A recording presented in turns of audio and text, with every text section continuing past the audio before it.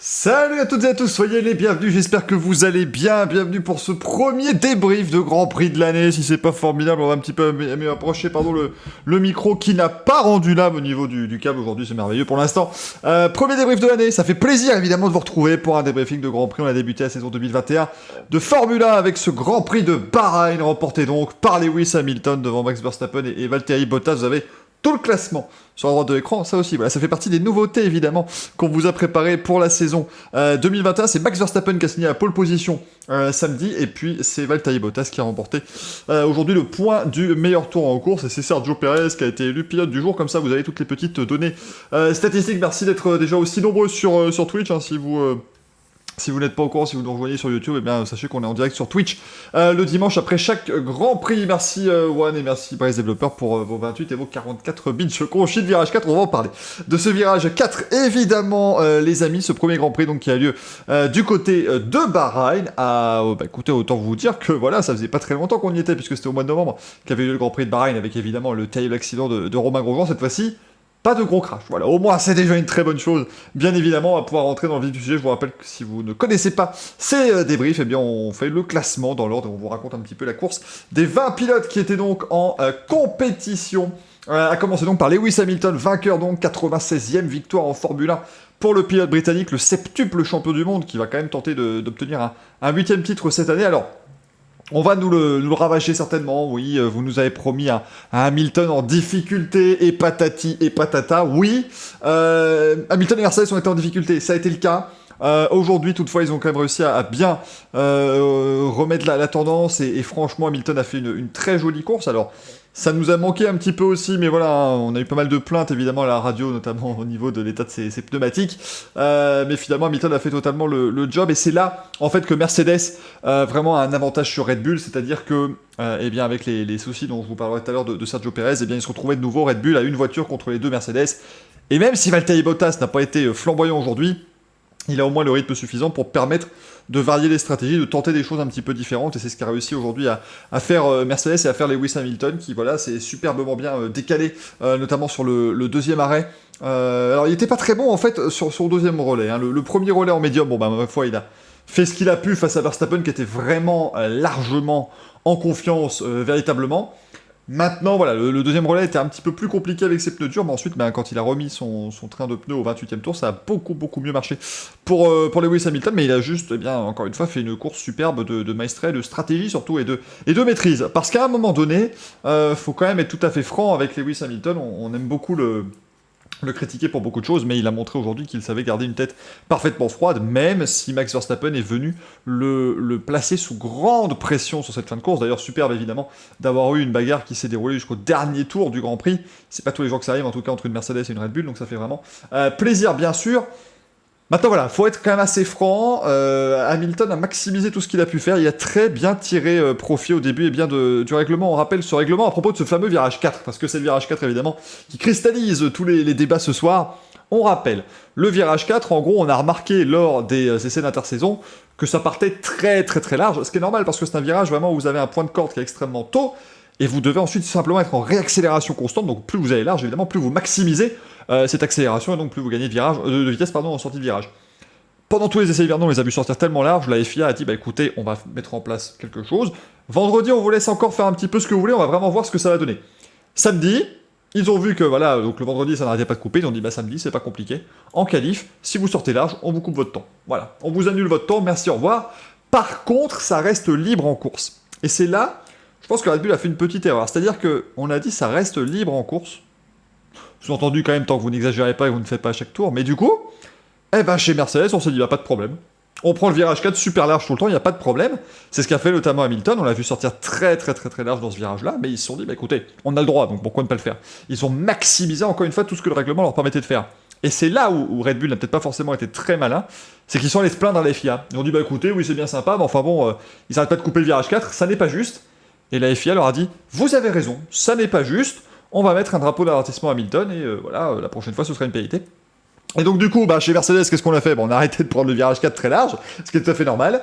Et par contre, quand Max Verstappen a tenté de dépasser Lewis Hamilton, il l'a fait par l'extérieur, et il est sorti au large du virage 4, et donc il a dû laisser repasser Lewis Hamilton. Donc, alors Louis, effectivement, si on a le droit en course de sortir au large, oui, le dépassement de Verstappen est valide. Quoique non, parce qu'en fait, il est quand même dit dans le règlement de la FIA que vous n'avez pas le droit de dépasser en dehors de la piste. Donc après, même si on vous autorise à sortir au large, ça reste un dépassement en dehors de la piste, parce que la piste, ça reste toujours symbolisé par des lignes blanches. Mais même, de toute façon, le problème de est-ce que c'était valide ou pas ne se pose plus, puisque Red Bull est allé se plaindre, et que la FIA a dit pendant la course, effectivement, bon, on se calme sur virage 4. Donc voilà, à un moment donné, ils ont joué, ils ont malheureusement perdu pour Red Bull sur ce coup-là. Après, ça reste une très jolie deuxième place de Max Verstappen. Il a vraiment fait un très beau week-end aussi, Verstappen, faut quand même être franc, il a été bondé les L1, il avait fait un tour de qualif hier qui est absolument extraordinaire pour aller chercher la pole avec 4 dixièmes d'avance sur Lewis Hamilton. Aujourd'hui, il a fait ce qu'il pouvait avec une voiture quand même qui était pas top, hein. Il l'a dit même au moment, enfin juste après le départ, il a dit j'ai un problème au niveau de l'accélération, quand j'accélère il y a un problème, et en fait on a remarqué donc c'était visiblement un problème de différentiel qui n'a pas été suffisamment grave évidemment pour faire abandonner Verstappen, heureusement, parce que sinon le Grand Prix aurait évidemment pris une toute autre tournure. Mais voilà, il a quand même eu ses soucis à aller... il a quand même eu ses soucis à aller gérer. Il a fait une bonne stratégie. Après, il s'est retrouvé justement bloqué par cet arrêt au stand d'Hamilton qui était beaucoup plus tôt que prévu. Déjà au début du Grand Prix, ça s'est plutôt bien passé pour lui, mais il s'est arrêté 4 tours après, ça aurait pu quand même plutôt mal se terminer, et Hamilton a pu prendre d'ailleurs la tête de manière virtuelle. Mais ensuite, Hamilton a fait l'arrêt beaucoup plus tôt, ce qui lui a permis de se prémunir d'un possible undercut. Donc c'est pas mal, finalement, ce qui a été fait du côté de chez Mercedes. Mais en fait, Red Bull et Max Verstappen ne pouvaient strictement rien faire face à ça, parce que de toute façon, Mercedes avait la chance d'avoir 2 voitures, comme je vous le disais, contre une chez Red Bull. Donc faut espérer pour Verstappen et Red Bull, et pour le spectacle surtout, que Sergio Perez va vraiment pouvoir se prendre ses marques rapidement dans cette machine, et qu'ils vont se retrouver à 2 contre 2, et là on devrait avoir des superbes duels. Mais en tout cas, superbe bagarre en fin de course. J'étais un petit peu étonné, moi, vraiment, mais c'est... Parfois, ce qui arrive aussi avec les pneus Pirelli, c'est ce côté, justement, Verstappen a eu une tentative, il l'a réussi, mais il a dû le laisser repasser, on ne se le cache pas évidemment, et ensuite, il n'a plus pu repasser. Donc c'est un petit peu compliqué, bien évidemment. Alors, je comprends pas pourquoi on a le droit à autant de sorties de piste pour se prendre une PS5 secondes. Encore une fois, en course, ça n'était pas monitoré au niveau du virage 4, donc il pouvait faire un petit peu ce qu'il voulait. Voilà, effectivement, Emmanuel, comme tu le dis dans le chat, ils savent que le dépassement est incorrect, ils ne remettent pas en cause le résultat. C'est vrai que le flou de la FIA est un petit peu fatigant, et c'est vraiment sur la globalité de ce Grand Prix, c'est ça qui est un petit peu gênant, c'est que la FIA, encore une fois, n'a pas réussi à mettre une règle en place et à s'y tenir. Après, c'est pas les premiers à le faire, je me rappelle d'une course à Toronto en IndyCar il y a quelques années, où en gros il y avait un vibreur que les pilotes commençaient à ignorer, ils prenaient à l'intérieur du vibreur, ils coupaient complètement le virage. Et puis l'IndyCar au début commence à dire attention, avertissement à bidule, puis quand ils se rendent compte que les 22 le font, ils ont dit démerdez-vous, prenez votre virage comme vous voulez, et puis basta. Là c'était un petit peu l'inverse, c'est que la FIA au début se dit allez débrouillez-vous, faites comme vous voulez dans le virage 4, puis finalement on leur a dit écoutez c'est pas très juste, d'accord, on va faire en sorte que ce soit un petit peu plus juste, et Red Bull s'est fait piéger là-dessus, c'est bien dommage, c'est un petit peu aussi... L'habitude chez Red Bull, c'est-à-dire qu'on les connaît, c'est vraiment l'équipe qui va aller toujours se plaindre, qui va toujours aller essayer de gagner un avantage, et Christian Horner le dit lui-même, notamment dans les différents épisodes de Drive to Survive, il le dit, écoutez, nous on est là pour exploiter chaque petite faiblesse possible, et si la faiblesse c'est d'aller se plaindre de ce que fait l'adversaire, on va utiliser cette faiblesse-là, c'est de bonne guerre, mais du coup, ça s'est retourné contre eux aujourd'hui, et ça fait que Max Verstappen ne termine pas vainqueur de ce Grand Prix, mais deuxième. Ça, c'est un petit coup dur, parce qu'on l'a dit lors du Racing Café jeudi, ils doivent vraiment maximiser toutes les opportunités en début de saison, parce que c'est là que Mercedes n'est pas au top. Déjà qu'il y a une victoire, donc rendez-vous compte s'ils étaient au top ce que ça aurait donné, mais Mercedes n'est pas totalement au top, donc il faut vraiment maximiser, et aujourd'hui c'est une occasion perdue, tout simplement. Occasion perdue pour Red Bull et pour Max Verstappen, qui en plus s'est fait prendre qui en plus s'est fait prendre du coup le meilleur tour par Valtteri Bottas dans les toutes dernières boucles. Ça, évidemment, ça c'est encore un petit peu gênant dans le dernier tour d'ailleurs, même Bottas, mais encore une fois, c'était très pratique, puisqu'ils n'avaient que... De toute façon, ils avaient leurs 2 voitures contre une seule Red Bull, ils avaient largement l'avance sur le 4ème, ils ont pu permettre à Bottas de rentrer, et de prendre un point en plus. Ça fait toujours un point en plus au championnat pour Bottas, et surtout ça fait un point en moins pour Verstappen au championnat, ce qui fait que l'écart entre les 2 premiers, entre Hamilton et Verstappen, n'est pas de 6 points, mais de 7. Ça peut avoir son importance en fin de saison, évidemment. Sur une saison de 23 Grands Prix, avec en plus 3 courses qualificatives qui donneront également des points, ça va pas non plus normalement se jouer à un point. Mais qui sait, si ça se joue à un point, en fin de saison, on pourra se dire chez Red Bull, mince, on s'est fait prendre ce point-là à Bahreïn, notamment pour le premier Grand Prix de la saison. Mais ça, alors, par contre, le virage 4, moi je suis assez surpris, parce que ça n'a jamais été un virage qui posait des problèmes, et puis là, cette année, c'est devenu quelque chose où vraiment on sort très très très très large. C'est assez incroyable. J'ai lu dans le chat tout à l'heure quelqu'un qui disait ils n'ont qu'à mettre du gravier, bah, le problème c'est qu'il y a un autre circuit, parce qu'il y a le circuit court qui prend aussi à gauche, donc on peut pas véritablement faire ce qu'on veut. Ouais, le virage 4 a été large, mais pas à ce point-là. Là, il sortait quand même largement les 4 roues de la piste. Je l'ai jamais vu à ce point-là, le virage 4. Donc voilà, ils peuvent pas non plus altérer le circuit comme ils le veulent, parce qu'il y a tellement de configurations différentes. Faut aussi prévoir justement les dégagements en fonction du circuit court, en fonction du circuit long, et ainsi de suite. Donc c'est assez difficile, mais en tout cas, voilà. La lutte est en tout cas bien lancée, ça fait plaisir. Hamilton-Verstappen, on espère que ce sera un duel pour le titre jusqu'au bout.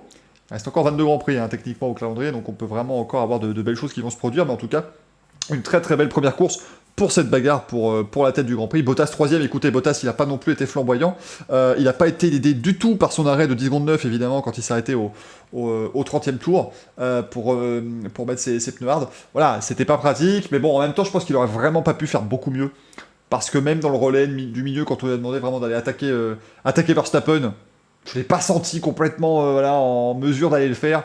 Je pense qu'il est toujours pas tout à fait vraiment encore bien adapté à cette voiture qui est toujours assez capricieuse, la W12 de chez Mercedes. Donc, écoutez, Bottas, voilà, c'est une première occasion pour lui de perdu de nous dire d'aller nous faire cuire un œuf. Peut-être qu'il pourra le faire quand même dans la saison, bien évidemment. Alors, Fab qui nous dit Jean Vettel qui revient sur la piste en passant par le chemin dédié et qui se prend une pénalité qui est prévue à la victoire, il aurait dû faire quoi, laisser passer Hamilton? C'est encore, c'était autre chose, évidemment, Canada 2019. Après, Canada 2019, c'est encore pas pareil, c'est une situation assez différente, si on est tout à fait honnête là-dessus. Max Verstappen, lui, il voulait évidemment aller prendre la pénalité, mais le problème, c'est que la FIA leur a dit, la FIA a dit, eh bien voilà, vous êtes obligés de le laisser passer, sinon on peut se douter que ça aurait été 10 secondes de pénalité et pas juste 5, donc ils ont quand même pris la bonne décision. Bien évidemment. Derrière donc ce podium, qui ma foi est un podium extrêmement prévisible, hein, extrêmement habituel, même si je regarde un petit peu les pronos qu'on vous a fait jeudi dans le Racing Café. Personne ne l'avait, le Hamilton, Verstappen, Bottas. En même temps, on s'attendait pas à ça, bien sûr, mais voilà, non, effectivement, derrière ce podium, on a... Alors, on me demande quand même, est-ce que le problème de différentiel a une grosse incidence sur la performance de Verstappen? Je suis pas sûr. Je suis pas sûr parce que ça n'avait... À part dans les premiers tours, on n'avait pas l'air d'être complètement inquiet à propos de ça chez Red Bull, donc je ne pense pas honnêtement que ça doit être que c'était un gros souci. J'avais regardé un petit peu d'ailleurs les réactions. En tout cas ils ont dit qu'il n'y a pas eu. Verstappen a dit que le problème n'a pas été complètement résolu toute la course. Il faut jeter un coup d'œil, mais voilà, ils ont réussi à finir la course. C'était pas un gros souci visiblement quand même chez Red Bull, ça les a pas trop gênés, je pense, véritablement. Ah, c'est bon, on dit la FIA privilégie Mercedes, on a eu la preuve ce soir. Écoutez, moi je suis pas tout à fait d'accord parce que même si on autorise le virage 4 de sortir très large, ça reste un dépassement à l'extérieur et c'est interdit. Point. Vous n'avez pas le droit de gagner un avantage quand vous êtes à l'extérieur de la piste, qu'on autorise de sortir large ou pas, vraiment gagner un avantage de manière ferme en 1 contre 1. Vraiment. Gagner un avantage au niveau du chrono, ça c'est encore différent, et c'est pour ça qu'en qualif, les temps sont annulés. En course, c'est plus difficile de dire si on a vraiment gagné un avantage en temps large, mais en tout cas, quand vous dépassez quelqu'un, vous n'avez pas le droit de sortir de la piste, il l'a fait, il a perdu. Max Verstappen, mais il termine quand même 2ème, c'est des bons points pour ce début de saison. La Red Bull semble quand même être la meilleure voiture sur ce début d'année, mais la Mercedes n'est pas mal du tout pour le moment.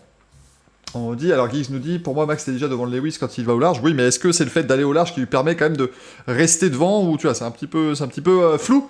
Et donc c'est finalement, eh bien les amis, voilà, c'est la décision qui a été prise par la direction de course. Il faut s'y plier. Après, évidemment, elle va faire beaucoup débat, et ça c'est une certitude, évidemment, chers amis.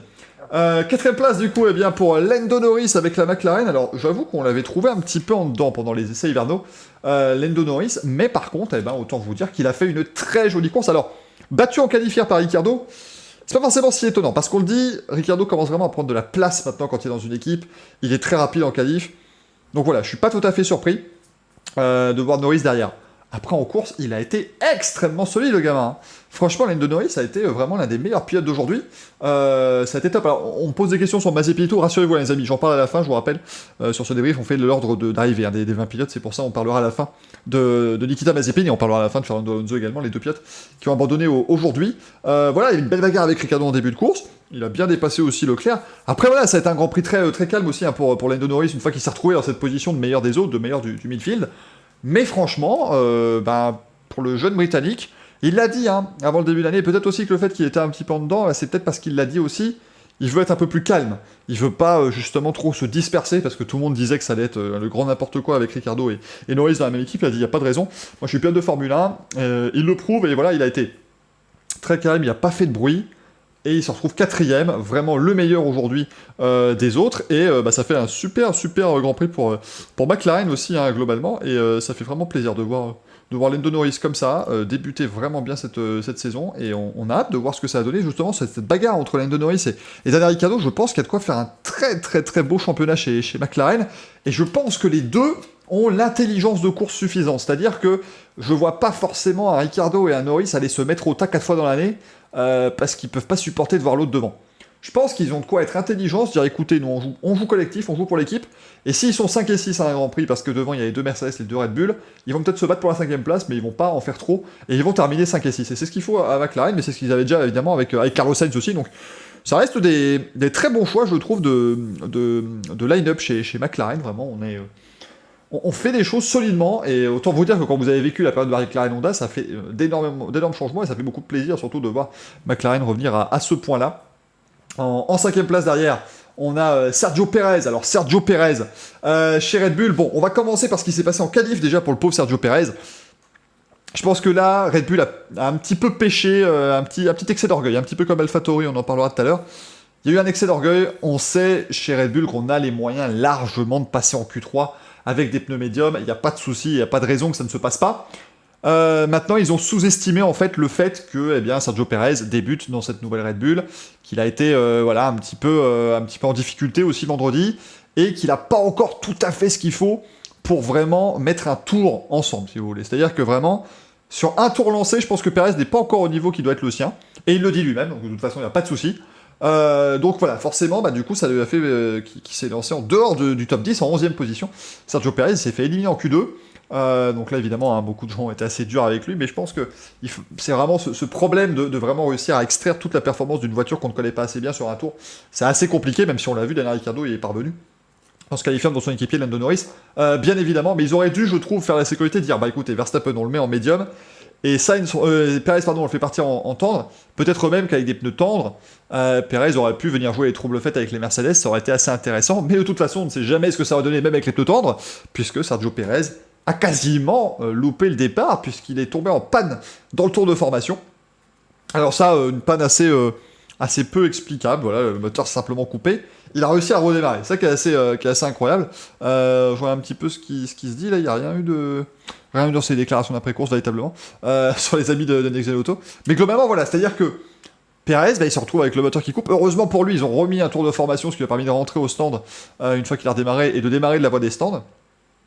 Et là, on a retrouvé Sergio Pérez. Vraiment, on a Sergio Pérez, quoi. C'est-à-dire que les amis, c'est le même. Moi, je l'ai trouvé incisif sur les dépassements, très malin, très intelligent dans la gestion des gommes. Il a fait une très belle remontée, il termine 5ème. Pilote du jour, évidemment, vous l'avez élu. Pilote du jour sur le site de la Formule 1, mais 5ème. Je trouve qu'on a vu des choses, quand même, qu'on n'a pas forcément vu chez Albon l'an dernier, chez Gasly l'année avant. Il y avait, voilà, vraiment une bonne chose. Alors, après, Mercedes et Red Bull sont deux équipes qui sont vraiment largement au-dessus du lot pour l'instant. Je vais pas... Vous commencez à vous dire, vous savez, Pérez avait la 3ème ou 4ème meilleure voiture. Non, il avait la 2ème meilleure voiture, il n'y a pas de souci. Mais il fallait quand même, justement, avec cette voiture qu'il ne connaît pas encore assez bien, il fallait y aller, et je trouve qu'il a vraiment... Voilà, en course, je pense qu'il commence à avoir vraiment la mesure de cette voiture. Il a pu faire quelques beaux petits dépassements, tester un petit peu l'efficacité de sa Red Bull Honda sur les freins. Je pense que voilà, son expérience va vraiment l'aider dans cette situation très particulière. Première saison dans un vrai top team pour Sergio Pérez. Je pense que ça va être encore assez difficile en qualif. Les prochains Grands Prix, mais en course, vraiment, c'est encore solide, Pérez, et c'est vraiment top. Et voilà, vraiment, il s'est bien fait plaisir, il a bien fait tenir ses pneumatiques encore une fois, et il a réussi un très joli Grand Prix de Bahreïn, Sergio Pérez, et donc franchement, je pense que... Alors effectivement, Théo, moi je m'attendais à ce qu'il tente de terminer avec un seul arrêt au stand sur les pneus durs. Il aurait peut-être pu faire devant Norris du coup, mais je pense qu'il y a eu une dégradation un petit peu trop forte, et ça n'a pas été finalement la mauvaise idée, parce que ça lui a permis vraiment de remonter dans le peloton en fin de course. Pérez, je pense qu'ils se sont dit justement qu'il y avait la possibilité suffisante d'aller dépasser tout le monde, donc ça n'a pas été une mauvaise stratégie, je pense, chez Red Bull. Alors on nous dit techniquement il a fait un tour en moins, non, parce que c'était un tour de chauffe en plus pour les autres, donc lui, en course, il a fait 56 tours comme tout le monde, il n'y a pas eu de problème, évidemment. On rappelle qu'il y a eu une voiture de sécurité également au premier tour, les amis.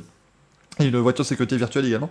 Au 4ème tour, c'est ce qui est venu un petit peu changer le cours de ce Grand Prix de Bahreïn qui a ouvert la saison. On nous dit la voiture n'a pas l'air au même niveau que Verstappen. Moi je trouve que si, hein, Mister Serious Matt. Je trouve vraiment que en course, on l'a vu, voilà, il avait vraiment une Red Bull Honda, quoi. C'était pas une Red Bull, deux AlphaTauri et une Red Bull pour Albon ou pour Gasly. Là, je pense qu'il avait la même voiture que Verstappen. C'est juste que lui, il a l'expérience maintenant pour pouvoir comprendre dont il a besoin de la voiture et ainsi pouvoir la rendre un petit peu plus à son goût.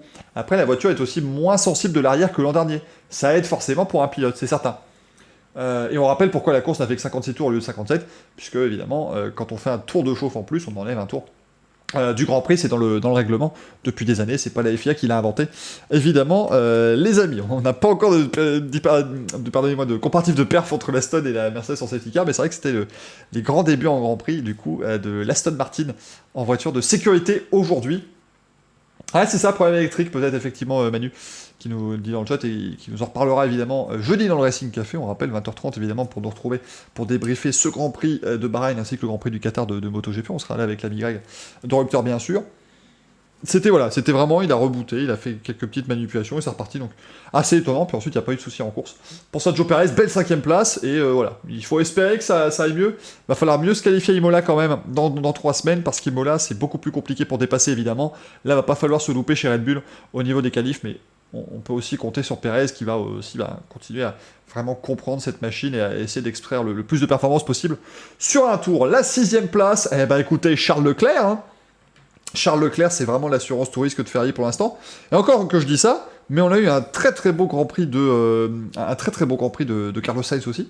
Mais franchement ici, Charles Leclerc, il prend encore un départ extraordinaire. Il se retrouve dans Bottas. Hein. Il est 3ème au départ, Charles Leclerc. Après déjà une séance qualificative exceptionnelle où il se retrouve 4ème hier. Et vraiment, on doit saluer cette capacité qu'il a justement. Charles Leclerc, je vous disais que Sergio Perez, lui, il n'arrive pas encore à mettre tout bout à bout pour un tour avec la Red Bull. Charles Leclerc, il arrive à mettre tout bout à bout, et il le fait au moment important. On l'a vu en Q2, il s'est retrouvé derrière Sainz, on s'est dit, tiens, ils sont vraiment côte à côte, Sainz c'est peut-être très bon, et là, Leclerc, il a remis la surmultipliée en Q3, il allait chercher encore une 4ème place sur la grille, et ça lui a vraiment permis de faire un bon Grand Prix. Alors, malheureusement, une fois qu'il s'est retrouvé devant Bottas, ensuite, écoutez... Il a toujours une Ferrari, pardonnez-moi, donc forcément le rythme de course c'est pas encore tout à fait là. On sent que c'est un peu mis en ligne droite quand même que ce que c'était l'année dernière, donc ça fait plaisir du côté de la Scuderia. Il y a quand même du positif à retrouver de ce Grand Prix. Donc le rythme de course n'a pas été extraordinaire chez Ferrari, mais il arrive à terminer 6ème, et c'est une 6ème place plutôt à la régulière en fait, Charles Leclerc. C'est pas une 6ème place qu'il allait chercher vraiment dans ne sait où parce qu'il y a eu des abandons devant. Là il se retrouve 6ème. C'est plus ou moins la place de la Ferrari. Je trouve qu'ils étaient peut-être un petit peu en deçà de McLaren, mais ils terminent devant Ricciardo. Peut-être un petit peu en dessous de McLaren, mais 4ème force du plateau, ça me paraît pas déconnant. 4ème ou 5ème, ça dépend évidemment comment AlphaTauri peut réussir à faire un week-end. Là, c'est une grosse occasion perdue pour AlphaTauri, évidemment, ce dimanche avec Pierre Gasly. Mais on marque des points du côté de Yuki Tsunoda. Mais voilà, je pense que Ferrari est revenu dans la lutte au niveau du midfield, et ça fait plaisir, parce que bien sûr, là où on était en fin d'année dernière chez Ferrari, c'était pas terrible. Après, on rappelle que ça a été sur une pente descendante l'an dernier, donc à voir quand même, est-ce qu'on va pouvoir continuer à développer cette SF21, est-ce qu'on va pouvoir continuer à mettre en valeur ces belles promesses, parce que si jamais il y a des petits soucis au niveau du développement, on va encore glisser dans la hiérarchie. Encore une fois, on devrait moins développer cette année que l'an dernier, puisque nous aurons de nouvelles voitures en 2022, donc à voir évidemment pour la Scuderia, qui termine quand même à une belle 6ème place avec Leclerc, 8ème également pour Sainz. Entre les deux, on a Daniel Ricciardo avec la McLaren. Écoutez, Daniel Ricciardo, il a été très bon en qualif, mais je suis pas surpris parce qu'on l'a vraiment vu très à l'aise avec la voiture en essai hivernaux. Là, en course, il a été peut-être un petit peu moins incisif que d'habitude. Voilà, c'est aussi une découverte pour lui donc de cette nouvelle monoplace. Mais c'est vrai qu'il a été battu par Norris, véritablement. Faut le dire que Norris a été vraiment le meilleur pilote McLaren sur ce Grand Prix. Mais encore une fois, ils finissent 4 et 7, pardonnez-moi. Ça fait des gros points, c'est tout ce qui compte. Ça fait vraiment des bons points pour l'écurie. D'ailleurs, si je regarde le classement des constructeurs, on est 3ème déjà chez McLaren Mercedes. Voilà, c'est là où on a terminé la saison l'an dernier. On est 3ème, le moteur a été impeccable tout le week-end, il n'y a pas eu de souci de fiabilité, d'ailleurs aucun souci de fiabilité chez Mercedes aussi. C'est d'ailleurs très bon à signaler évidemment. Mais Ricciardo fait un Grand Prix, un Grand Prix pas mauvais du tout. Il s'est fait undercut aussi, la stratégie n'a pas été top pour Ricciardo, mais lui en tout cas en tant que pilote, je pense qu'il a fait ce qu'il avait à faire. Et on peut s'attendre à de très très jolies choses pour Daniel Ricciardo cette année. Vraiment, on peut s'attendre à de très jolies choses. Moi, Je pense qu'il finira sur un podium. On n'était pas si loin, évidemment, d'avoir Norris sur le podium aujourd'hui avec le souci qu'a eu Bottas à son arrêt au stand. Je pense qu'on va avoir les 2 pilotes McLaren sur le podium cette année. Voilà, je vous balance ça cash. Mais en tout cas, je pense que Ricciardo, ce sera fait largement pour le pilote australien. Qui a fait un bon premier Grand Prix. Aussi pareil pour Carlos Sainz. Hein. Carlos Sainz qui s'est retrouvé d'ailleurs dans des belles batailles avec notamment Lance Stroll au début du Grand Prix, au restart. Est-ce qu'il y a eu des petits dégâts sur l'une ou l'autre voiture hein, quand ils se sont percutés dans le virage 10? C'est pas impossible, bien sûr. Je l'ai trouvé assez audacieux ce dépassement de Carlos Sainz, d'ailleurs, cette tentative en tout cas dans le virage 10, parce qu'il était vraiment loin dans le 9 et puis il a vraiment plongé à un endroit où on ne plonge pas habituellement. Mais ça montre que Carlos Sainz, il est là, hein, il est incisif, il veut vraiment se montrer. Et il a bien pris la mesure de cette Ferrari. On rappelle qu'il n'y a eu que 3 jours d'essais hivernaux pour tout le monde. Hein. Évidemment pour tout le peloton, donc pour les rookies et pour les pilotes qui changent d'équipe, c'est pas forcément idéal. Et pourtant, ils se sont très bien retrouvés là-dessus. On rappelle également qu'on a eu que 3 heures d'essais libres avant les qualifs. Hein. On a changé. Avant, c'était 4 heures, maintenant, ça n'est plus que 3. Ça fait toujours du temps de piste en moins, évidemment, pour tous les pilotes. Mais voilà, Carlos Sainz qui a fait un Grand Prix solide. C'est même ce que j'ai noté. Voilà, Sainz solide, finalement, un Grand Prix sans trop d'histoire, mais on voit vraiment qu'il était à sa place et que la Ferrari semble quand même assez bien née. Donc c'est très positif évidemment pour Ferrari. Bien sûr les amis. Alors par contre, je voulais parler de Stroll, mais non, on a d'abord Yuki Tsunoda en 9ème position, le pilote japonais qui est donc le seul rookie à marquer des points, et évidemment il n'y a que 3 rookies cette année, et à mon avis les 2 autres avec le char à voile qu'ils ont, ça va être très compliqué, bien sûr, mais Yuki Tsunoda, il a été top aujourd'hui, c'est vraiment très important, c'était un Grand Prix, je trouve, déjà référence pour lui, pourquoi? Parce que il y a eu ce petit déboire en qualif, encore une fois je vous dis, c'est pareil que Red Bull, on a été trop gourmand, chez AlphaTauri, on a un pilote qui est un rookie, il fallait absolument le mettre en soft, en Q2, pour s'assurer de le voir en Q3 et pouvoir ensuite aller jauger les choses, parce que il pourrait peut-être se qualifier 6 ou 7ème hier, hein, Tsunoda, donc vraiment faire une très belle course. Il rate son départ en plus aujourd'hui, donc là on pouvait commencer à se dire, aïe aïe aïe, ça devient pas terrible pour Tsunoda, est-ce qu'il serait pas en train de craquer face à la pression, est-ce que il peut être très bon en essai hivernaux, en essai libre, mais est-ce que quand ça compte, il n'est pas là? Il a répondu présent. Yuki Tsunoda parce qu'il est remonté, il a fait un très très beau Grand Prix pour finalement terminer 9ème. Il confirme aussi les très très belles dispositions de cette AlphaTauri. Moi j'ai vraiment hâte pour eux d'être dans 3 semaines à Imola à domicile au Grand Prix d'Émilie-Romagne parce qu'on sait que c'est un circuit sur lequel l'AlphaTauri était très bonne l'an dernier. On vous rappelle qu'Aslis qualifie 4ème, Kvyat termine 4ème l'an dernier. On peut viser peut-être un podium chez AlphaTauri, c'est la véritable surprise et révélation de ce week-end parce que on vous l'a dit lors des 3 jours d'essai qu'on vous a fait en direct sur cette chaîne Twitch. Attendons de voir, il est certes 2ème Tsunoda, mais ça ne veut pas dire que l'AlphaTauri est vraiment si bonne. Elle est si bonne, je suis désolé, vraiment, c'est une très très très bonne voiture. Cette AlphaTauri à T02, et Yuki Tsunoda, il a montré que c'est un pilote extrêmement solide. On n'en doutait pas trop, parce que sa saison de F2 l'an dernier a été exceptionnelle, alors que c'était un rookie. Mais il y a une marche entre la F2 et la F1, c'est pas la même chose, c'est pas le même animal. Et il s'est très très bien comporté aujourd'hui, Yuki Tsunoda. Pas d'erreur, un Grand Prix propre, des beaux dépassements, il termine devant l'Aston Martin de Stroll quand même. Chapeau Yuki Tsunoda, je pense qu'on a affaire à un futur grand et peut-être le pilote que le Japon attend depuis très longtemps maintenant. On a toujours eu des Japonais évidemment sur le podium, hein. On a eu Aguri Suzuki, Takuma Sato, Kamui Kobayashi, mais on n'a jamais eu un Japonais capable vraiment de lutter pendant toute une saison. Souvenez-vous, Sato, voilà, quand il avait la bonne voiture en 2004 avec la barre, il s'est fait éclipser par Jenson Button. On a peut-être ce Japonais qui pourrait véritablement jouer, pas forcément un titre mondial, mais qui pourrait jouer de très très belles performances tout au long d'une saison, et peut-être même un titre mondial, qui sait, on ne peut pas évidemment le savoir. Il débute sa carrière, Yuki Tsunoda, mais je pense que Jenson Button, qui avait le numéro 22 avant lui, a dû se dire, tiens, mon numéro est entre de bonnes mains, parce que franchement, très très joli Grand Prix. Hein. Pour Yuki Tsunoda. Et c'est vrai que maintenant qu'il a marqué 2 points, je pense qu'il vient de gagner déjà le titre de rookie de l'année. Je pense que c'est fait. Voilà, de Yuki de l'année, même si vous voulez. Oh. Depuis Yuji, ah non, s'il vous plaît, pas Yuji qui était largement au-dessus de tout le monde. On l'a juste pas laissé assez de temps évidemment pour le prouver. Bien sûr, mais ouais, des beaux dépassements comme tu dis, c'était vraiment superbe. C'était compliqué en début du Grand Prix, Maxime. Clairement, il a pris un mauvais départ, il l'a dit. Mais par contre, superbe. Et Manu qui le dit d'ailleurs sur la fin TV, il l'a vu. Un superbe freinage de Yuki Tsunoda dans le dernier tour pour passer Stroll. C'est la marque des grands, hein, quand vous êtes capable d'aller justement au dernier tour comme ça, c'est très très très important. Et très sympa évidemment. Et Louis qui dit avec le numéro d'Ericsson, on va en parler du numéro d'Ericsson, mais il a fini tout en bas du classement, regardez, j'y peux rien, il a même pas fini d'ailleurs, il a même pas commencé véritablement. Mais ouais, un dépassement sur Alonso superbe, enfin vraiment, il a ce qu'il faut là où il faut, je pense, Yuki Tsunoda, et il a de la confiance.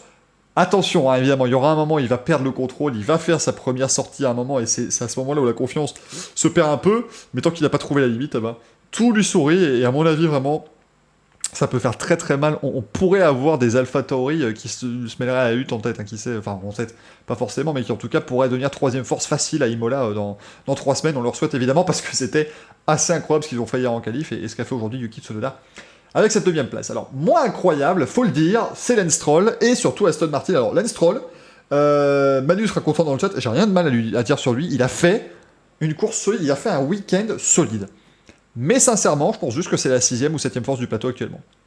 Gros problème pour Aston Martin, c'est que, alors ils le disent, c'est le nouveau règlement qui leur a fait perdre beaucoup de temps, certes, voilà, mais encore une fois, le nouveau règlement, tout le monde le connaissait, vous pourriez vous y préparer. Je veux dire, c'est toujours assez facile, évidemment, mais il a été là parce que ça m'a fait plaisir, d'une certaine manière, vraiment pour Lance Stroll, parce que tout le monde s'est dit, voilà, écoutez, on a Vettel, quadruple champion du monde qui arrive chez Aston Martin, il va mettre le petit Stroll à l'amende. Stroll, on va voir que c'est un nulos incommensurable, qui est là que parce que son père est super riche. Il a mis à l'amende Vettel tout le week-end, évidemment. Vettel qui n'a pas non plus été verni, mais quand même. Enfin, Stroll est quand même là, il est bon. C'est pas forcément. Il est pas forcément dans les 5 ou 6 meilleurs de la grille, je conteste pas. Mais c'est un bon pilote, Lance Stroll. Il a fait un Grand Prix très propre. Il s'est pas laissé faire, notamment face à Sainz, dans les premiers tours. Donc voilà, franchement, superbe course de Lance Stroll avec cette voiture qui n'a pas le niveau. Je suis désolé, hein, l'Aston Martin aujourd'hui 10ème, c'est tout ce qu'il pouvait espérer de mieux. Lance Stroll, vraiment, grosse désillusion Aston Martin. On en parlait vraiment après leur saison flamboyante de l'an dernier. On s'est dit, bah voilà, ça va être extraordinaire maintenant que c'est toujours la Mercedes, maintenant verte et non plus rose, mais qu'en plus ils ont l'afflux de cash de Lance Stroll et cette nouvelle identité Aston Martin, beaucoup de nouveaux sponsors, beaucoup de buzz positif. Bah ça s'est pas vu en piste, hein, tout simplement. On en reparlera de son équipier d'ailleurs à Lance Stroll évidemment. Pas que des bonnes choses à dire évidemment, mais c'est juste très compliqué pour l'instant. C'est très très compliqué pour Aston Martin, qui est vraiment rentré dans le rang, et il faut espérer pour eux qu'ils vont réussir à développer, parce que sinon ça va être une saison très compliquée. Eux ils voulaient quand même finir 3ème du constructeur facilement, c'était leur objectif avoué. Là, je pense que s'il finit 6ème du championnat, à ce rythme-là, bon, évidemment, on a eu qu'un Grand Prix, faut pas non plus tirer de conclusions trop hâtives, mais je les ai trouvés en dedans. C'est-à-dire qu'on a vraiment cette impression que le midfield est très serré, très compact, et que ça peut, voilà, vous mettez des boules de loto, et puis ça tombe sur n'importe quel numéro toutes les semaines, entre Alpha Tauri, McLaren, ouais, entre Alpha Tauri, McLaren, Ferrari, toutes ces équipes-là, Alfa Romeo à la rigueur, peut-être Alpine. On a l'impression qu'Aston Martin est un cran en dessous, quoi. Donc c'est un petit peu compliqué. Après, peut-être qu'il y aura des circuits qui vont les favoriser, mais pour l'instant, c'était assez dur. Et vraiment, ça a fait du mal après tout ce qu'ils nous ont dit, bien sûr. Mais là, compliqué. Mais Lance Stroll a fait le taf et il finit 10ème. Il marque un point pour Aston Martin. C'est important. C'est le premier point d'Aston Martin en Formule 1, parce qu'on me rappelle qu'il n'avait fait que 6 Grands Prix entre 59 et 60. Avec pas un grand succès, bien sûr. Quoique, non, c'est pas le premier point, si je dis pas de bêtises, attendez, non, je dis des bêtises, justement, puisqu'ils avaient dû marquer un point, ils avaient terminé une 6ème place dans ces moments-là. Non, c'est le premier point d'Aston Martin, toutes mes excuses. Ils avaient terminé 6ème du Grand Prix du Portugal, mais je pense à l'époque où on marquait point. Enfin, ils avaient fait 2 fois 6ème, mais à l'époque on ne marquait pas de points pour la 6ème place, malheureusement. Pour Aston Martin, voilà, mais en tout cas, il va falloir se reprendre très clairement pour les monoplaces vertes. 11 et 12, on va faire un petit débrief groupé pour Raikkonen et Giovinazzi. Ça fait plaisir, Alfa Romeo est de retour, vraiment Alfa Romeo. On l'a dit, ça pouvait être pas forcément la plus grosse surprise, mais en tout cas une des plus grosses remontées de cette intersaison, parce qu'ils avaient l'air vraiment bons en essai hivernaux. Ils ont beaucoup roulé aussi, et ils ont été très très bons. Il y a beaucoup de mieux. J'ai beaucoup aimé, d'ailleurs, je pense que ce fait que cette voiture va être meilleure, ça va aussi pousser un petit peu Kimi Raikkonen. Alors attention, je ne vais pas dire que Kimi Raikkonen est fini, qu'il en a rien à faire, tout ça, parce que c'est évidemment loin d'être le cas, on vous le dit souvent, bien sûr, mais je pense que voilà, Giovinazzi commençait vraiment à prendre l'ascendant. Il l'a battu hier en qualif aussi, et du coup ici, Raikkonen s'est vengé, il termine 11ème devant son équipier Giovinazzi, et je pense qu'ils vont marquer pas mal de points cette année, je leur souhaite en tout cas. Dommage le pit stop raté effectivement de Giovinazzi aussi, mais les deux pilotes ont fait un très beau Grand Prix, la voiture est compétitive, je pense qu'il y a aussi moyen qu'elle le soit sur des circuits à faible appui. Donc vraiment, voilà, il y a de quoi faire de très bonnes choses. D'ailleurs, en parlant de faible appui, on a vu que l'AlphaTauri était très rapide en ligne droite. Je pense qu'ils ont très hâte de retourner à Monza. Qui sait ? Pas forcément une nouvelle victoire de Gasly, mais pourquoi pas un podium à la régulière pour AlphaTauri au Grand Prix d'Italie. On leur souhaite évidemment si ça continue sur le même chemin, bien évidemment, mais bon Grand Prix, très bon Grand Prix d'Alfa Romeo. Le moteur Ferrari a bien évolué, mais la voiture a bien évolué aussi. La voiture est très bonne maintenant, elle est très saine, elle est très bien née, et je pense qu'ils peuvent vraiment espérer de belles choses du côté de chez Alfa Romeo, parce que voilà, les deux pilotes étaient passés en Q2, c'était suffisamment rare l'an dernier pour être signalé, donc bien joué. Ils peuvent viser la 7ème place toujours pas, même mieux, hein, je pense, lui. Hein. Ça peut, voilà, c'est vraiment, ça va être un milieu de peloton qui va se jouer au coup d'éclat, je pense. C'est-à-dire que sur certains Grands Prix, ben voilà, avec la petite dose de chance, la voiture bien réglée, les pilotes en confiance, et ben ça peut viser avec n'importe quelle équipe une 6ème place qui va marquer pas mal de points, tu vois, donc ça va se jouer à mon avis là-dessus, qui va réussir le plus de coups d'éclat sur la saison. Mais Alfa Romeo peut vraiment partir sur une très très bonne saison, espérant que 2022 sera une bonne année pour eux, évidemment, c'est une opportunité pour ces petites équipes, avec ce grand reset en 2022, de remonter, bien évidemment. 13ème place pour Esteban Ocon, écoutez, c'était compliqué hein, pour Alpine globalement ce week-end. Ocon qui se retrouve éliminé en Q1. Alors évidemment, voilà, ça râle avec les drapeaux jaunes de Mazepin et de Sainz, mais la réalité est là, c'est que Ocon ne s'est pas qualifié pour la Q2. Voilà, c'était pas extraordinaire. Ocon, après, il a fait ce qu'il a pu évidemment en course, mais là aussi, hein, Alpine et Aston Martin, je pense que c'est les deux équipes qui ont le plus déçu sur ce week-end. Il va vraiment falloir faire mieux, hein, parce que là, c'était très compliqué, même quand Alonso abandonne, il était plus dans les points, et ça se bagarrait pas, on sentait que voilà, elles étaient pas sur l'offensive, les Alpines, elles étaient vraiment sur la défensive, elles se défendaient pas très bien. Les pilotes n'avaient pas vraiment les armes pour aller faire grand chose, donc un petit peu compliqué pour Esteban Ocon 13ème. Après, George Russell 14ème, écoutez, je vais même faire le petit bundle avec Latifi, écoutez, je vais pouvoir copier-coller les débriefs de l'an dernier, hein, c'est-à-dire que Russell, super en qualif, il se qualifie en Q2 encore une fois, il fait le taf en course, Latifi, il est là, quoi. Enfin, il est sur l'écran des chronos, mais voilà, c'est dur pour Williams, mais ils l'ont dit. Ils s'attendent par contre à de belles courses sur les circuits à faible appui, et à mon avis, comme ils l'ont dit chez Williams, il va y avoir des circuits où ils vont vraiment avoir du mal, et aujourd'hui c'était très compliqué pour eux parce qu'il y avait du vent, et ils savent que quand il y a du vent, la Williams est très très sensible. Par contre, il y a des circuits qui demanderont peu d'appui, qui seront des billards, ce genre de choses, il y a des circuits très particuliers où Williams pourrait jouer la surprise. Je pense qu'on peut avoir les 9 équipes qui marquent des points cette année. La 10ème, ça se jouerait sur un coup d'éclat, mais c'est pas sûr. Mais on pourra en avoir 9 en tout cas, et ce serait plutôt sympa. Évidemment, mais Williams, je pense que voilà, ils vont être 9ème force du plateau facilement, loin devant As. Et parfois ils pourront grappiller, ils pourront aller s'accrocher au bout du milieu de peloton, mais ça va être globalement assez difficile hein, pour eux. Mais Russell, il termine finalement devant Vettel. Voilà, ça on l'avait pas forcément vu venir évidemment, George Russell qui termine devant Sébastien Vettel avec l'Aston Martin. Compliqué, très très compliqué pour Sébastien Vettel. Bon, lui non plus n'est pas passé en Q2, on le rappelle, ça c'était la grosse surprise pour Sébastien Vettel, qui là... D'accord, évidemment, il débute chez Aston Martin, il n'a pas fait beaucoup de tours en essais hivernaux à cause de tous ces problèmes, donc il n'a pas pu mettre bout à bout tout ce qu'il fallait pour un tour, mais quand même, je m'attendais à ce qu'il fasse un peu mieux. Et puis, bon, il y a ce move sur Ocon, hein, là, je suis désolé, c'est à peu près ce qu'il faut dire, parce que Vettel, après, il y a eu une belle bagarre, il y a eu une jolie bagarre avec Alonso et Sainz, ça qui a été très très joli entre les trois, et on voit qu'il a encore la niaque, il a encore entre guillemets des beaux restes, non, mais il y a encore des très belles choses. Sébastien Vettel a prouvé, a montré, et ça reste un quadruple champion du monde, et il n'a pas perdu son style de pilotage total, mais alors là, sur Ocon, alors je n'ai rien compris. Je sais pas ce qu'il a essayé. Globalement, on rappelle, hein, donc Ocon dépasse Vettel par l'extérieur dans la ligne droite, il garde sa ligne, et puis Vettel, il zigzague un peu partout. Il se retrouve derrière Ocon, donc il a plus d'appui à l'avant, donc il bloque les roues avant, et il harponne Esteban Ocon, un petit peu comme tu dis Tommy dans le chat, comme ce qui s'est passé à Silverstone en 2019 avec Max Verstappen. Déjà, bon, l'impact en lui-même, on rappelle, il a copé d'une pénalité, hein, Sébastien Vettel après le Grand Prix, si je dis pas de bêtises, c'est une pénalité de 10 secondes d'ailleurs hein, qu'il a obtenue, qui a donc été rajoutée sur son temps de course. Ça, à la rigueur, l'erreur, bon, elle est pas top du tout, et je peux la pardonner. Mais alors, le dire à la radio directement que qu'est-ce que fait Ocon, il bouge tout le temps, il y a un léger mouvement quasiment imperceptible d'Ocon, mais c'est pas ça qui fait que Vettel lui rentre dedans. Je trouve que voilà, il est pas encore vraiment à l'aise avec cette voiture. Il y a eu encore des freinages ratés aussi avant hein, dans le Grand Prix, c'était pas la première fois qu'il loupait son point de corde au premier virage, loin de là. Ça n'a pas été une bonne course du tout pour Sébastien Vettel. Je vous l'ai dit, hein, moi je veux vraiment pas jouer les autos de mauvais augure hein, pour Vettel. Ah, il s'excuse auprès d'Ocon, ça fait plaisir, Valrève, si ce que tu dis est bon effectivement dans le chat. Je veux vraiment pas, les amis, critiquer quoi que ce soit, mais l'an dernier on n'arrêtait pas de me dire mais oui, mais Vettel n'y arrive plus parce que la Ferrari est nulle, il est, voilà, il est parti mentalement, tout ça.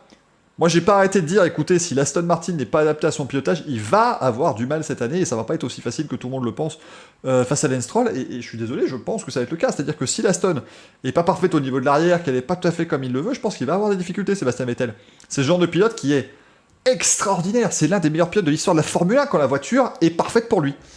Maintenant, quand elle est pas tout à fait top, c'est un petit peu compliqué.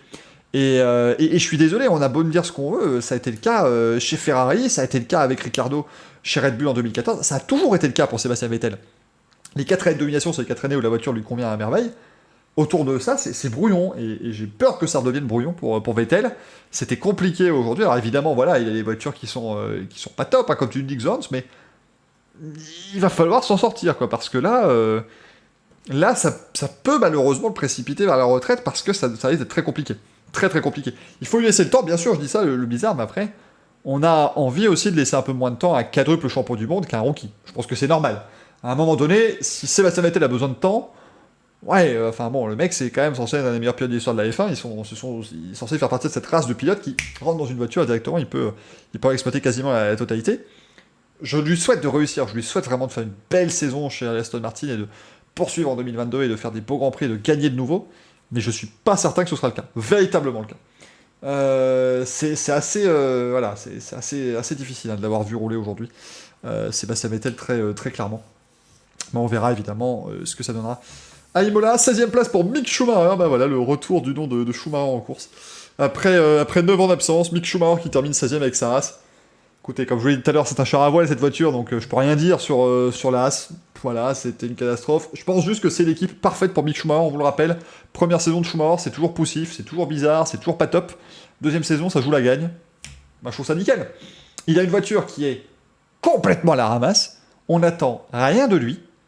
Il va apprendre. Il fait ses gammes. Voilà, il fait ses gammes. Il apprend la F1, il apprend les médias, il apprend tout ce qu'il faut. Et l'an prochain, s'il change d'équipe, ou si la Haas est bien meilleur parce que ce sera le règlement 2022, il pourra en profiter et mettre tout ça à profit. Il a fait son petit attaque au restart aussi, bien sûr.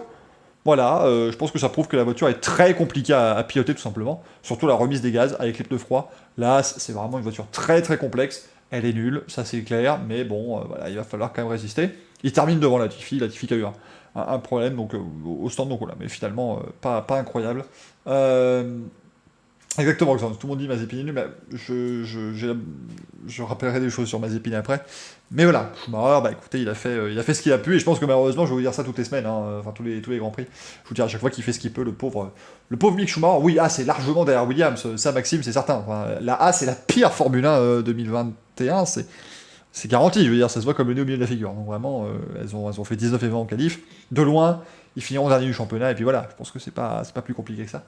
Pour l'équipe américaine, alors malheureusement, ensuite 17ème place, Pierre Gasly, le dernier des arrivées dont on va parler, puisqu'on a parlé de Latifi déjà. C'est dommage, Pierre Gasly, hein, il a été exceptionnel, il a été formidable pendant les qualifs, évidemment, une très belle 5ème place. Et puis ce contact au restart avec Ricciardo. Un tout petit peu trop gourmand sur ce coup-là, et il touche Ricciardo, il perd son erreur avant, et ça lui ruine sa course. Et évidemment, il termine 17ème, et ça a été plus une journée de test qu'une journée de course pour Pierre Gasly. Il faut faire attention hein, pour le pilote normand. Déjà parce que je pense que Tsunoda ça va être un client à côté, donc faut pas vraiment laisser Tsunoda s'installer dans l'équipe aussi facilement que ça. Et surtout, faut faire attention. L'AlphaTauri a les moyens de faire de très belles perfs cette année, mais on ne sait jamais. Ça peut être assez fluctuant d'un Grand Prix à l'autre potentiellement. Il faut saisir les opportunités. Il faut toujours saisir toutes les opportunités possibles. Donc effectivement, là, c'est assez compliqué. Alors, Valérie nous demande une question, pourquoi il est la voiture numéro 2 ? Je pense qu'il n'y a pas eu de réponse tout à fait précise, mais c'est aussi un choix. En fait, il y a toujours eu la caméra jaune chez AlphaTauri, donc cette image, je la garder. Et ça veut pas dire qu'il y a une moins bonne voiture des deux. Hein. Les deux voitures sont identiques chez AlphaTauri. Simplement, voilà, il a choisi lui de garder la caméra jaune au-dessus de son casque. Mais voilà, il a plutôt utilisé un de ses jokers, effectivement, Gasly. Oui, pardonnez-moi, il a abandonné, Pierre Gasly, je suis désolé, excusez-moi, oui, il a abandonné, il a été classé 17ème, mais oui, il a abandonné le pilote AlphaTauri. Ça n'a rien de façon de terminer, bien sûr, ça va leur permettre de changer même la boîte de vitesse s'ils le souhaitent. Pareil aussi pour Latifi qui a abandonné, mais ils ont été classés, hein, les deux pilotes 17 et 18ème, bien évidemment. Voilà, c'est ça, un peu comme Imola l'an dernier, il s'est bien qualifié et puis il n'a pas eu de chance. Après, pas de chance, les amis, attention, hein, pas de chance, il va percuter Ricciardo, c'est pas non plus, vous voyez, c'est pas... C'est aussi un accrochage, ça n'est pas que de la malchance non plus, je pense, mais voilà. Il faut pas briser tous ces jokers. Effectivement, oui, alors Jones, oui, après, voilà, ils ont déjà changé, évidemment, l'électronique de commande et la batterie. Après, voilà, peut-être qu'il peut faire tout le reste de la saison avec ce qui lui reste, il n'y a pas de souci, mais il y aura des pénalités de toute façon, hein, je pense, en fin d'année pour pas mal de monde, donc ça devrait pas poser de problème à AlphaTauri et à Pierre Gasly. Voilà, il a fait une erreur, ça arrive, bien sûr, je ne lui jette pas la pierre à Pierre, mais voilà, il faut le signaler. Quand il fait des trucs extraordinaires, comme l'an dernier, bah, il faut absolument le dire. Quand il fait des erreurs, il faut le dire aussi, c'est bien normal. Un Sam inconnu qui débarque, salut.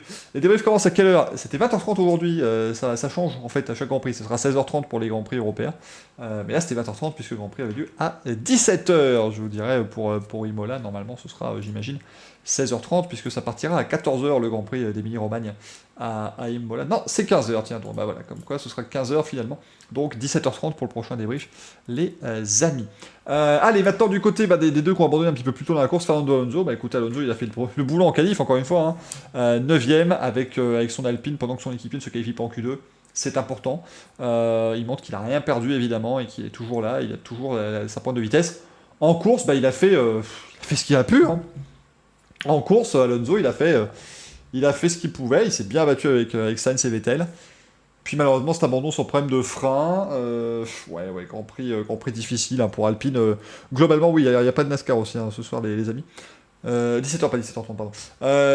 Pour les débriefs. Mais voilà, du coup, j'ai même pas envie de beaucoup en parler. Ouais, il s'est battu, il descend au classement parce que on n'arrive pas à faire fonctionner cette Alpine pour l'instant. Il va se reprendre du côté d'Alpine ou Alpine. Parce que, voilà, encore une fois, comme Aston Martin, il y a un rebranding qui a été fait à coups de millions et qui vraiment a mis un buzz important. Il faut maintenant le convertir, évidemment, au niveau de la piste. Et puis alors, notre ami Nikita Mazepin qui a abandonné après 3 virages, qui en plus avait plié sa voiture. Écoutez, il a fait beaucoup de tête à queue ce week-end. Je trouve que voilà, il y a... Je suis le premier à dire, la Haas, c'est un char à voile, c'est n'importe quoi, c'est un dragster, le truc, ça ne tient pas la route. Mais il fait beaucoup plus d'erreurs que Mick Schumacher, qui est aussi pas un pilote qui était réputé pour ses erreurs en F2 et en F3, hein, donc c'est pas complètement surprenant. Maintenant là, il a pas été bon, et sur ce 3ème virage, il la perd tout simplement en pneu froid, voilà, il veut remettre les gaz un peu trop tôt, un peu trop fort, et il la perd tout simplement. C'est compliqué pour Mazepin. Je veux encore lui donner un tout petit peu le bénéfice du doute, mais c'est évidemment compliqué vu le personnage et vu son passif. Maintenant voilà, il sait qu'il va vivre une saison très compliquée, et je pense qu'il va se faire éclaté par Mick Schumacher, parce que déjà il s'est fait éclater en qualif, un 8/10. Je pense que ça va être très compliqué pour le pilote russe, mais de toute façon, il a quasiment sa place garantie, donc pourquoi véritablement s'énerver là-dessus, voilà, donc pour Nikita Mazepin, voilà pour les 20 pilotes. Avant de terminer, les amis, petite nouveauté sur cette année 2021, vous pouvez voter, chers amis. Allez-y dans le chat, vous pouvez me donner votre note du Grand Prix. Vous mettez votre note sur 10, de 1 à 10. Vous écrivez juste le numéro de la note que vous voulez donner. Je vous laisse 2-3 petites minutes, le temps qu'on vous parle un petit peu de ce qui va se passer dans le Racing Café. Vous mettez simplement dans le chat une note entre 1 et 10. Le 0 n'existe pas. Et entre 1 et 10, ça dans premier, pas 17. Et mettez pas sur 20 ou quoi, je vous demande vraiment une note sur 10, entre 1 et 10, et mettez juste le numéro de la note. Voilà, aussi simple que ça, les amis. Je vous parle de 7 ou 8. C'est vrai que c'était un bon Grand Prix. Moi, je vais le noter 7. 7, ouais. Alors, vous pouvez pas mettre de moitié, hein, malheureusement, les amis. C'est vraiment de 1 à 10. Je vais mettre 7, parce que voilà, c'était pas un Grand Prix extraordinaire non plus, mais il y a une belle lutte en fin de course. On a eu une belle course. Je réserve, en fait, des notes plus hautes pour le reste de la saison. Parce que si on commence vite par un 8, un 9 ou un 10... on n'a pas une super limite, bien évidemment. Et Louis qui veut dire que sur Twitter, Rupteur a partagé une vidéo.